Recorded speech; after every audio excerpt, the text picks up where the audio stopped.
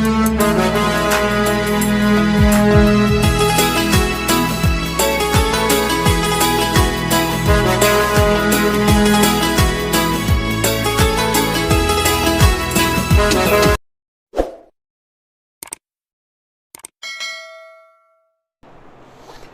गुरुदेव विद्यार्थी मित्रों, धोरण 10 सामाजिक विज्ञान 15मुं प्रकरण आर्थिक विकास आ विषयक आपणे કેટલીક બેઝિક ચર્ચાઓ કરી। આર્થિક વિકાસ એટલે શું, આર્થિક વૃદ્ધિ અને આર્થિક વિકાસ વચ્ચેનો જે તફાવત છે એ ચર્ચાઓ કરી છે। વિકાસશીલ અર્થતંત્રના લક્ષણો કેવા હોય, क्या देश ने विकासशील देश कहवाय ने क्या देश ने विकसित देश कहवाय, ए चर्चाओं आपणे आगळ करी चूक्या छीए। बीजी एक बहु महत्वपूर्ण बात करी हती ए हती के भारतीय अर्थकरणनुं माळखुं 3 विभागमां वहेंचायेलुं छे, primary sector, secondary sector and service sector. प्राथमिक क्षेत्र, माध्यमिक क्षेत्र अने सेवा क्षेत्रमां कई कई बाबतों समावेश थाय त्यां सुधी आपणे छेल्ले चर्चा करी हती। आजे आपणे आगळ उत्पादनना साधनों क्या क्या होय। उत्पादनना साधनों आम तो अनेकविध होय, परंतु अर्थशास्त्रनी परिभाषामां जे बाबतो ध्यानमां लेवामां आवी छे ए विषे एक चर्चा करवाना छीए। बहु महत्वनो टॉपिक छे। परीक्षा में तमने प्रश्न पूछे तो આવી રીતે પૂછી શકે કે ઉત્પાદનના સાધનો કેટલા છે, क्या क्या, દરેક વિશે ટૂંકમાં માહિતી આપો। તો મિત્રો, સામાન્ય રીતે કુદરતી સંપત્તિ અને માનવ શ્રમ આ બંને વડેથી ઉત્પાદન થતું હોય છે। ઉત્પાદન માટે બે બાબત અનિવાર્ય, અતિ જરૂરી બાબત છે। એક છે કુદરતી સંપત્તિ સાધન અને બીજું છે માનવ શ્રમ। આ બંને વડે ઉત્પાદન કરવામાં આવે છે। પરંતુ માઇક્રો એનાલિસિસ કરીએ, બારીકાઈથી જોઈએ તો ખ્યાલ આવે કે ઉત્પાદનની પ્રક્રિયામાં અનેક સાધનો વપરાતા હોય છે। જેમ કે આપણે અનાજનું ઉત્પાદન કરવું હોય તો જમીન જોઈએ, फर्टिलाइजर जोईए, बियारण जोईए, मानव श्रम एटले के मजूरो जोईए, साथे साथे सिंचाई माटे पाणी जोईए अने तैयार थयेला जे पाक छे एनी कापणी माटे हवे तो हार्वेस्टर जेवा आधुनिक यंत्रो आव्या छे, नहीं तो दातरडाथी वाढवामां आवतुं। ट्रेक्टरनी जरूर पड़े, बळदनी जरूर पड़े। आम तमे निराते विचारो तो ख्याल आवे कि भाई कोई एक उत्पादन करवा पाछळ अनेक प्रकारना साधनोनी आवश्यकता रहती होय छे। आपणे कृषि उत्पादननी वात करी, एवी ज रीते तमे औद्योगिक उत्पादननी पण ए ध्यानमां लई शको, चर्चा करी शको, विचार करी शको। तो तमने ख्याल आवशे कि कोई एक उत्पादन करवुं होय। मोरबीमां आपणे सिरामिक इंडस्ट्री छे, तो सिरामिक इंडस्ट्री में जे टाइल्सनु प्रोडक्शन थाय छे एमां पण केटला बधा साधनोनो उपयोग थतो होय। मूडी सर्जननी पण जरूर पड़े, एटले के नियोजक होय, लेबर्स होय, आ सजीव साधनों। ए सिवाय केटली बधा प्रकारनी अलग अलग यंत्र सामग्री होय, संचालन शक्ति माटेना साधनों होय। आ बधा साधनोए मळीने उत्पादन थाय छे। एटले उत्पादननी प्रक्रियामां अनेकविध साधनों रोकायेला होय छे। मित्रों, अर्थशास्त्रनी परिभाषामां जे कई साधनों छे एने समजवा माटे एनी सरलता हेतु उत्पादनने 4 विभागमां वहेंच्या छे। मुख्य 4 बाबतने ध्यानमां लेवाना छे आपणे। एमां जमीन, बीजू छे मूडी, त्रीजू श्रम अने चौथुं नियोजन।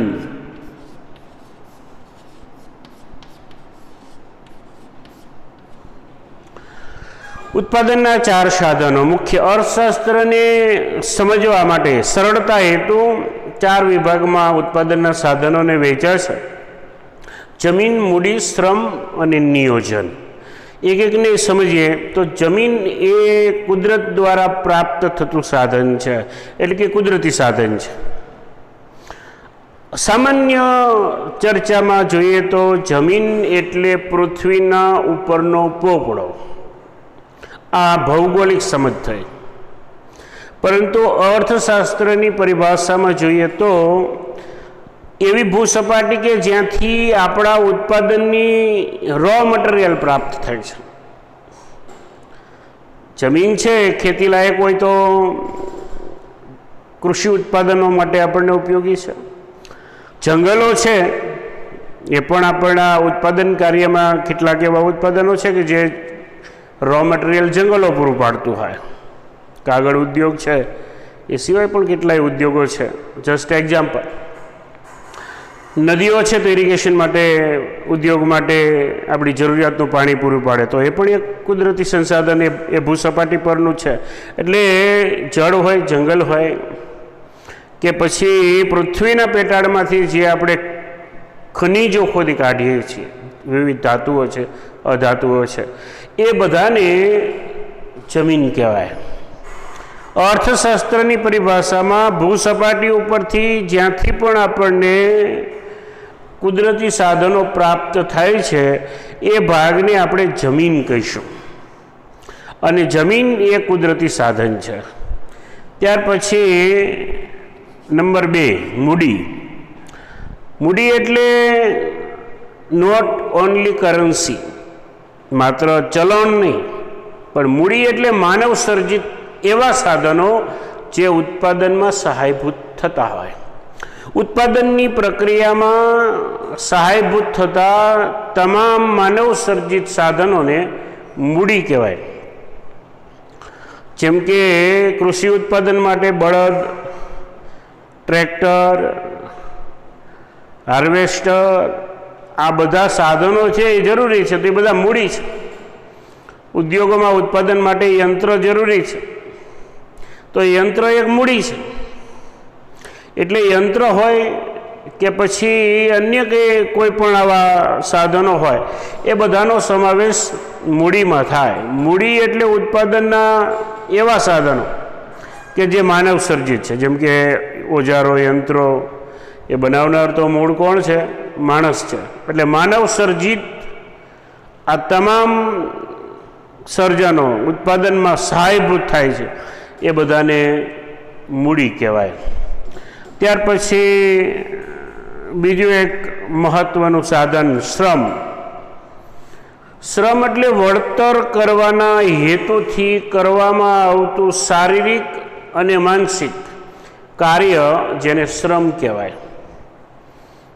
વળતર મેળવવાના હેતુથી કરવામાં આવતું શારીરિક કે માનસિક કાર્ય, તેને શ્રમ કહેવાય. અને જે શ્રમ કરે એને શ્રમિક કહેવાય. ખેડૂત છે એ ખેતી કામ કરે છે તો એ શ્રમિક છે, અને એના દ્વારા કામ જે કરવામાં આવે છે એ શ્રમ કહેવાય. એ ફિઝિકલ, શારીરિક છે. કલેક્ટર છે એ પૂરા જિલ્લાનું મેનેજ કરે છે, વહીવટ કરે છે, દેખરેખ રાખે છે, એનું શ્રમ માનસિક છે, પરંતુ મૂળ તો એ શ્રમિક જ છે. ડૉક્ટર છે એ અલગ અલગ પેશન્ટને તપાસે છે, ભલે એમનું શ્રમ માનસિક છે પણ એ શ્રમિક છે. વકીલ છે એ શ્રમિક છે, શિક્ષક એક શ્રમિક છે. એટલે શારીરિક કે માનસિક રીતે વળતર મેળવવાના હેતુથી કરવામાં આવતા કાર્યને શ્રમ કહેવાય. આ શ્રમ પણ ઉત્પાદનનું એક મહત્ત્વનું સાધન છે. અને છેલ્લી વાત એ છે નિયોજન. નિયોજન એટલે શું? તો કે ઉત્પાદનના પહેલાં ત્રણેય સાધનોની જેની ચર્ચા આપણે કરીને, જમીન, મૂડી અને શ્રમ, એને યોજનાપૂર્વક જોડવાનું કામ એટલે નિયોજન. ઉત્પાદનના સાધનો જમીન, મૂડી, શ્રમ, આ ત્રણેયને કુશળતાપૂર્વક જે જોડે છે એ જોડનારને નિયોજક કહેવાય. નિયોજન કરે તેને નિયોજક. નિયોજક એટલે આ કુશળતાપૂર્વક પહેલાં ત્રણેય જે સાધનો છે એને જોડનાર, અને જોડવાનું જે કામ છે એને નિયોજન કહેવાય.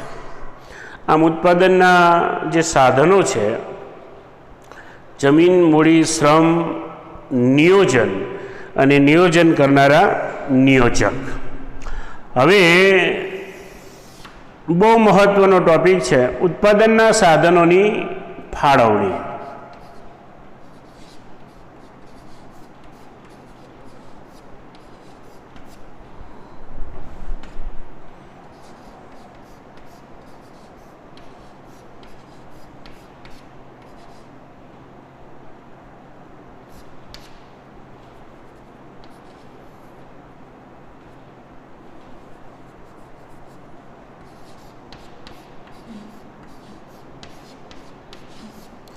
ઉત્પાદનના સાધનોની ફાળવણીની શા માટે આવશ્યકતા ઊભી થાય છે એ સમજીએ. મિત્રો, આપણી જરૂરિયાતો અમર્યાદિત છે અને અસંખ્ય છે. ઘણી વખત એવું પણ બને કે એક જરૂરિયાતને આપણે સંતોષીએ ને એમાંથી કોઈ નવી જરૂરિયાત ઊભી થતી હોય. આમ જરૂરિયાતો અમર્યાદિત છે. બીજી બાજુ એ વિશ્વમાં કોઈ એવો દેશ નથી કે જેની પાસે અમર્યાદિત માત્રામાં સાધનો હોય. જ્યારે સાધનોની પ્રાપ્તિ મર્યાદિત છે અને બીજી બાજુએ આપણી જરૂરિયાત અમર્યાદિત છે. અમર્યાદિત જરૂરિયાતોને જ્યારે મર્યાદિત સાધનો વડે ફાળવવાની હોય ત્યારે પસંદગીનો પ્રશ્ન ઊભો થાય છે. કેમ કે ઉત્પાદનના સાધનો હંમેશા અછતગ્રસ્ત હોય છે. એટલે દુનિયામાં કોઈ એવો દેશ નથી કે જેની પાસે તમામ પ્રકારના સાધનો એ અમર્યાદિત માત્રામાં હોય. કેટલાક સાધનોની માત્રા વધારે હોઈ શકે, પરંતુ તમામ પ્રકારના સાધનો અમર્યાદિત હોય એવો દુનિયામાં કોઈ દેશ હોતો નથી. પરિણામે દરેક દેશે પોતાના દેશના આર્થિક વિકાસમાં પોતાના જે સાધનો છે એ ઉત્પાદનના સાધનોનો ઉપયોગ કેમ કરવો, ક્યાં કરવો અને કેટલા પ્રમાણમાં કરવો, આ પ્રશ્ન રહેતો હોય છે. અને આવા પ્રશ્નમાંથી પસંદગીનો પ્રશ્ન ઉદ્ભવે. કેમ કે ઉત્પાદનના સાધનો અછતગ્રસ્ત છે. હંમેશા એની અછત રહેવાની. અછત એટલે પ્રમાણ જોઈએ એટલું ન હોવું, એને અછત કહેવાય, કારસીટ. પરિણામે તેની ફાળવણી માટે ક્યાં, કેટલું અને કેવી રીતે, આ ત્રણ પ્રશ્નની વાત છે એ ઉદ્ભવે છે. એટલે દરેક દેશ પોતાના દેશના આર્થિક વિકાસ માટે ચોક્કસ પ્રમાણે ઉત્પાદનના સાધનોની ફાળવણી કરતું હોય છે. અને એના માટે કેટલીક બાબતોને આપણે ધ્યાનમાં લઈશું. એવું કરવા પાછળનું કારણ છે કે આપણી જરૂરિયાતો અમર્યાદિત છે.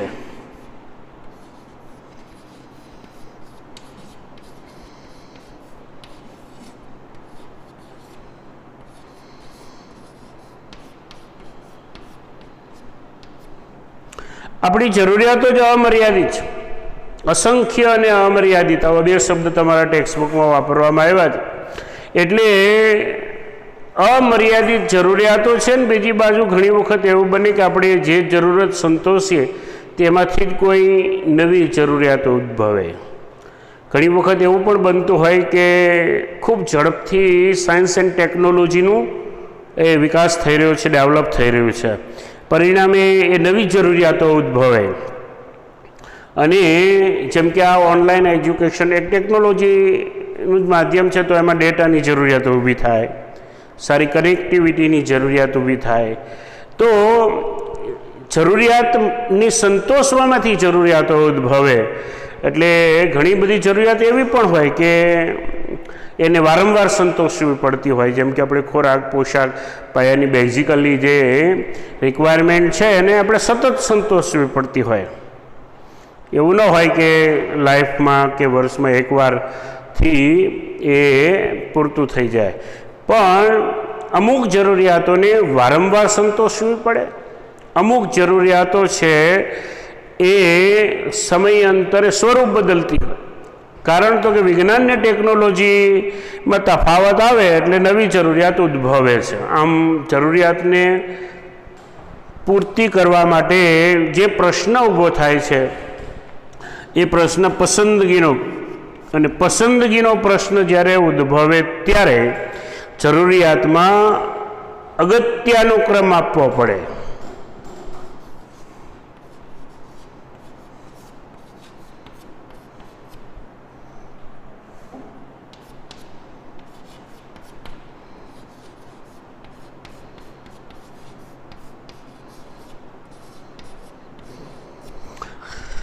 જરૂરિયાત જેમ ઉદ્ભવે છે એમ પ્રાયોરિટી પણ બદલવી પડે, એટલે કે એનો અગત્યતાનો ક્રમ આપવો પડે. જરૂરિયાતો તો ઘણી બધી છે, અમર્યાદિત છે, પરંતુ કેટલીક જરૂરિયાતો એવી પણ હોઈ શકે કે જેને આપણે પોસ્ટપોન કરી શકીએ, અને કેટલીક જરૂરિયાત એવી હોય જેને તાત્કાલિક સંતોષવી પડે, તો એને આપણે પ્રાયોરિટી આપવાની છે. કોઈ એક વ્યક્તિ હોય અને એ વ્યક્તિએ સિઝન પ્રમાણે જે આપણે કપડાં ખરીદીએ છીએ કે ઉનાળામાં સુતરાઉ કપડાં ખરીદવાના હોય, ચોમાસામાં રેઇનકોટની ખરીદી કરવાની છે અને શિયાળામાં ગરમ કપડાની, તો ત્રણેય જરૂરિયાતો જ છે. એ ત્રણ જરૂરિયાતમાંથી અગત્યક્રમ કોને આપવામાં આવે? તો કે જે સિઝન ચાલે છે, જે ઋતુ છે એને ધ્યાનમાં લઈને, ચોમાસાની ઋતુ છે તો રેઇનકોટને પ્રાયોરિટી આપવામાં આવે, અગત્યક્રમ આપવામાં આવે. જસ્ટ એક્ઝામ્પલ, આવું દરેક ક્ષેત્ર માટે વિચારી શકાય, દરેક ક્ષેત્ર માટે આ ખ્યાલ કરી શકાય કે ભાઈ કોને અગત્યક્રમ આપવો. તો જરૂરિયાત કયા પ્રકારની છે? તીવ્ર જરૂરિયાત છે એને પ્રાયોરિટી આપવામાં આવશે. જેની તત્કાલીન જરૂરિયાત છે એવી જરૂરિયાતને પહેલી સંતોષવાની, અને જે જરૂરિયાત એવી તીવ્ર નથી તેને મુલતવી રાખવી અથવા તો તેના પછી એનો ક્રમ આપવો.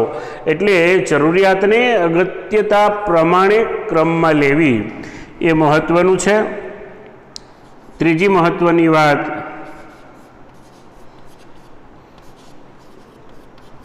મર્યાદિત સાધનો. ઉત્પાદનના જે સાધનો છે એ બે પ્રકારના હોય, કુદરતી સાધનો અને માનવ સર્જિત. તો કુદરતી અને માનવ સર્જિત બંને પ્રકારના જે સાધનો છે એ મર્યાદિત છે. મર્યાદિત સાધનોનો ઉપયોગ જ્યારે આપણે કરી રહ્યા છીએ ત્યારે એ કરકસરપૂર્વક કરવો પડે. કરકસરપૂર્વક ઉત્પાદનના સાધનોને ઉપયોગમાં લેવા પડે, કેમ કે નજીકના ભવિષ્યમાં એ જો ખૂટી જાય હોય, જેમ કે ખનિજ તેલ છે, કુદરતી વાયુ છે, કોલસો છે, આપણે જાણીએ છીએ કે એનો ફ્યુચર એ મર્યાદિત છે. એટલે નજીકના ભવિષ્યમાં આવા જે ખૂટી જનારા હોય અથવા તો અપર્યાપ્ત થવાના હોય એવા સાધનોનો આપણે વૈજ્ઞાનિક ટેકનોલોજીને ધ્યાનમાં રાખીને ઉપયોગ કરવો જોઈએ, અને સાથે સાથે વિવેકપૂર્વક ઉપયોગ થાય તો એ સાધનોને લાંબો સમય પહોંચાડી શકાય છે. સાધનોનો વૈકલ્પિક ઉપયોગ.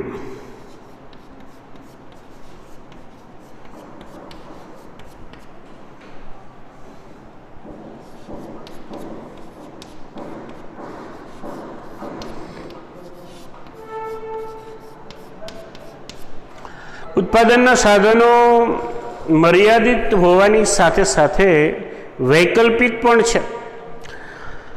વિકલ્પ એવો છે કે કોઈ એક જ સાધન એક કરતાં વધારે ઉપયોગમાં લઈ શકાય, એને વિકલ્પ કહેવાય. જેમ કે તમારી પાસે એક જમીનનો ટુકડો છે, 10 એકર જમીન છે, તો એ જમીનના ઘણા બધા ઉપયોગ થઈ શકે.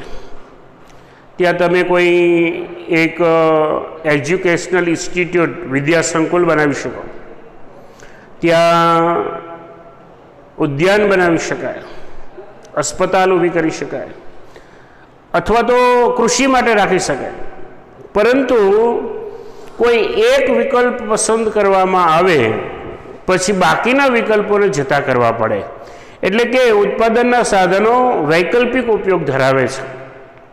માની લઈએ કે આપણે કૃષિ માટે ઉપયોગ કરવાનો વિચાર કરીએ તો પણ એમાં વિકલ્પો છે.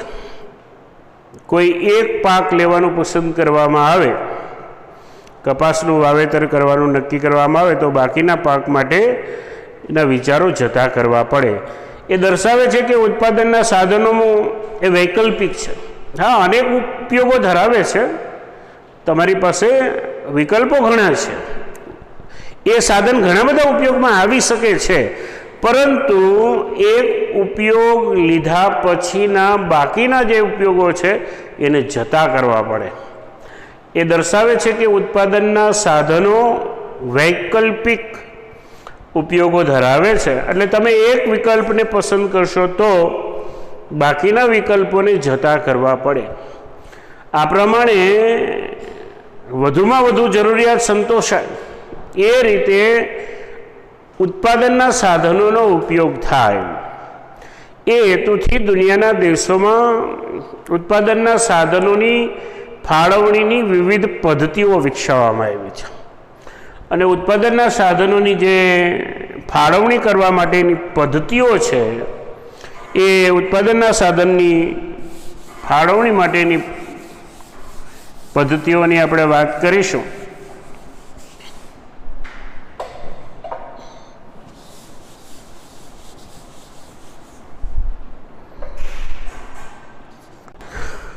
ઉત્પાદનના સાધનોની ફાળવણીની પદ્ધતિઓ જે વિશ્વના દેશોએ અપનાવી છે એ મોસ્ટલી બે પ્રકારની છે. એક બજાર પદ્ધતિ અને બીજી પદ્ધતિ છે એ સમાજવાદી પદ્ધતિ.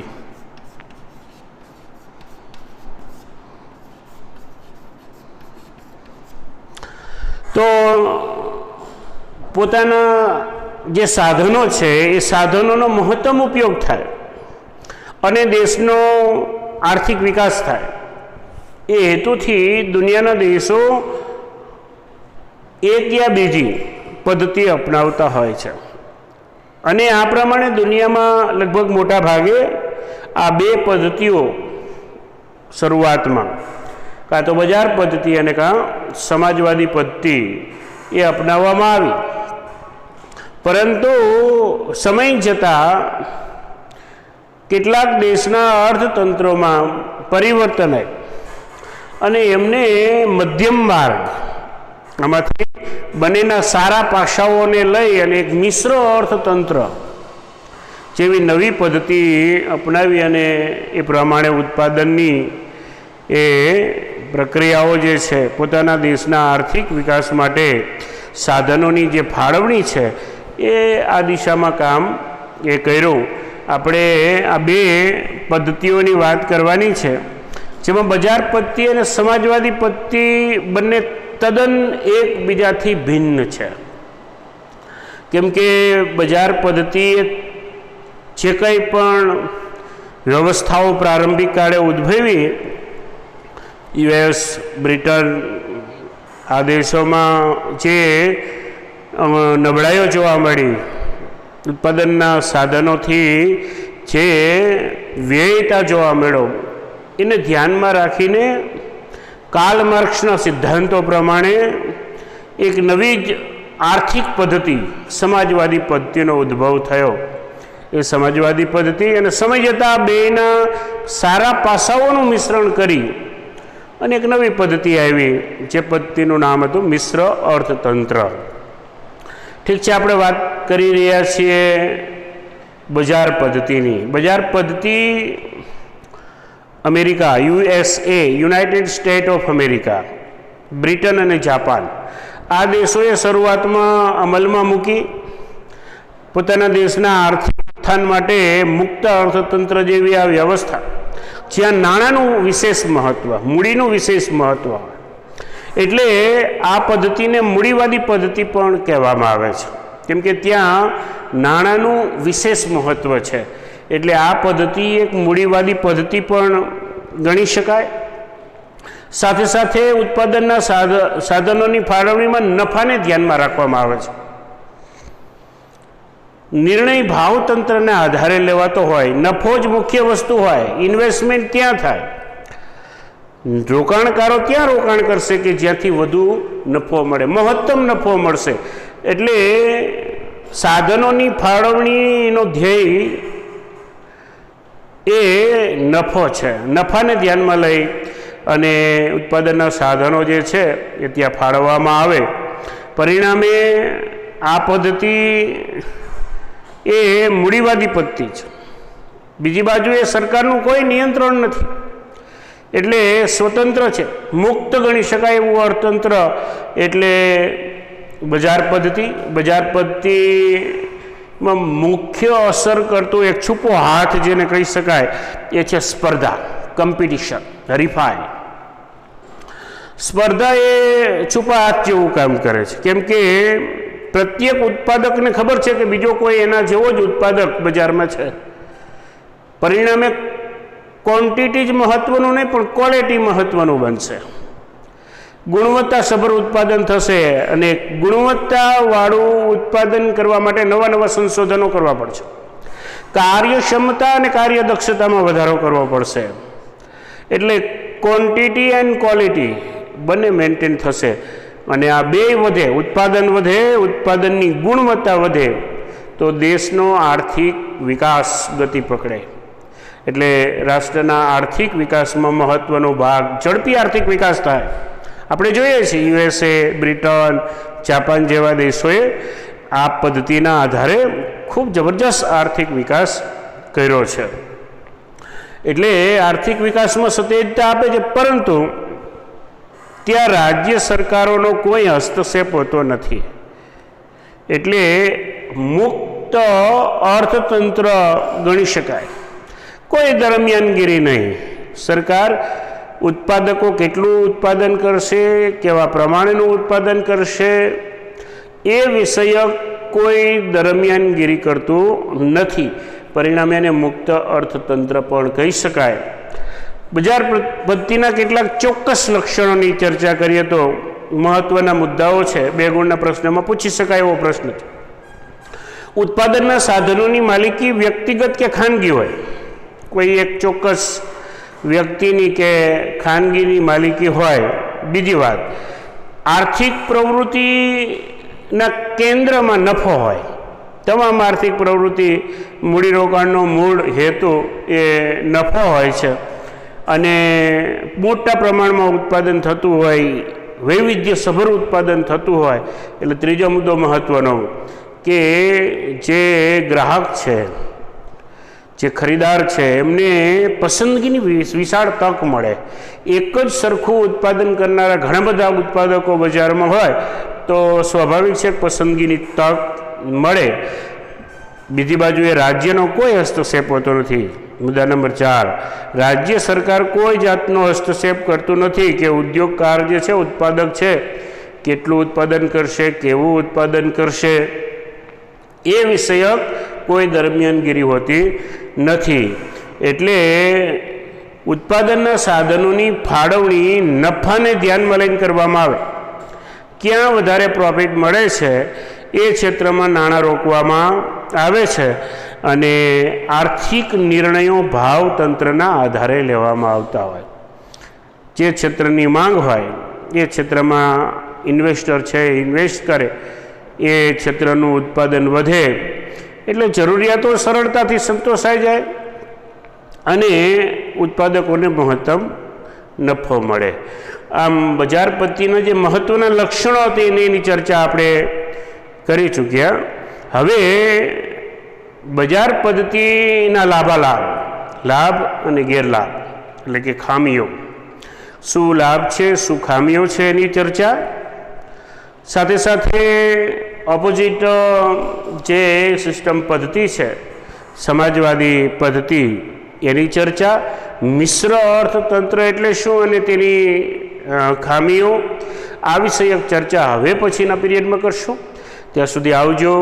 જય ગુરુદેવ.